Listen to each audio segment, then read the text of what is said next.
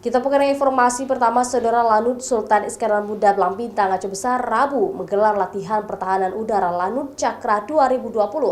Latihan diawali dengan penurunan paksa pesawat asing oleh 2 unit pesawat tempur karena dianggap menyalahi aturan penerbangan dengan terbang di wilayah udara Indonesia tanpa izin.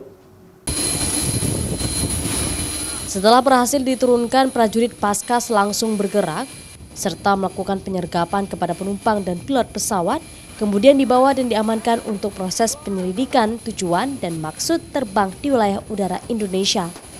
Lanut Sultan Iskandar Muda Belang Bintang Aceh Besar sendiri memang rutin melaksanakan kegiatan latihan pengamanan udara tersebut setiap tahunnya. Apalagi Provinsi Aceh sendiri merupakan salah satu provinsi yang berbatasan langsung dengan sejumlah negara tetangga seperti Malaysia, India, serta sejumlah negara lainnya.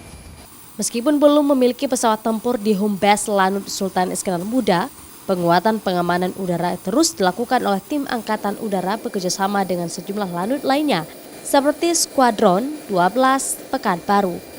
Latihan ini untuk menguji keseluruhan unsur tadi pada saat kita melaksanakan force down atau penurunan paksa terhadap pesawat udara yang tidak mempunyai izin masuk ke wilayah udara nasional Indonesia.